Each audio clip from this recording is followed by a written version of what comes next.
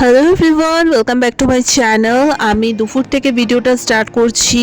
বাড়িতে এসে স্নান করে পুজো দিয়ে ভিডিওটা শুরু করছি। তোমাদের দেখাচ্ছিলাম ইদানিং আমার না কপালে বেশ আমার পিম্পলস ভরে যাচ্ছে, কেন জানি না।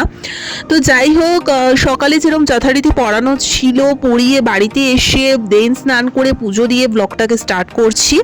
তো এখন লাঞ্চ করব। তোমরা আজকে জানাবে যে আমি যে মাছটা দেখাচ্ছি সেই মাছটা তোমরা নাম জানো কিনা। এই মাছটা খেতে অত্যন্ত সুস্বাদু হয় এবং এই মাছের ঝালটাই সাধারণত রান্না করা হয়ে থাকে এবং খেতে না পুরো মাংসের মতো হয়। আমি নামটা এখানে বলবো না, তোমরা দেখি কারা কারা চিনতে পারছো এই মাছটা।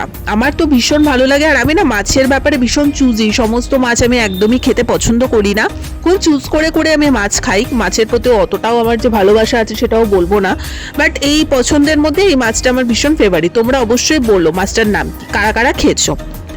আর এখন তো গরম পড়েই গেছে, তো আগের দিনে দেখিয়েছিলাম মেট্রোর মিষ্টি দইটা আমার বেশ ভালো লেগেছে, তাই বাবা এখন থেকে যখনই মানে পারে তখনই এক ট্রে করে রোজ মেট্রোরে মিষ্টি দইগুলো নিয়ে আসে। আর গরমকালে মানে খেয়ে দিয়ে উঠে না একটু ঠান্ডা ঠান্ডা মিষ্টি দই খেতে কিন্তু খুব ভালো লাগে।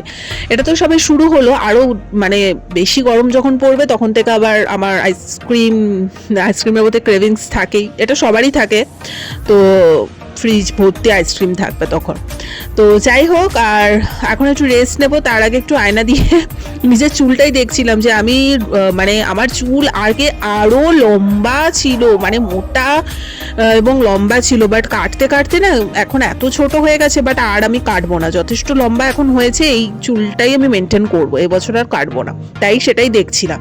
তারপর যথারীতি বিকেলবেলা পড়ানো ছিল, পড়িয়ে বাড়িতে এসে ভাই গরম গরম এক চিকেন রোল বানিয়ে রেখেছিল, তো সেটাই খেলাম। এভাবেই ছোট্ট ভিডিওটা শেষ করে দিলাম। ভালো লেগে থাকলে লাইক কমেন্ট শেয়ার সাবস্ক্রাইব করো। আর এখন যদি ব্লগ আমি রেগুলার নাও দিতে পারি, শর্টস আমি ছাড়বো, সেটুকুই তোমরা সাপোর্ট করো। চলো টাটা।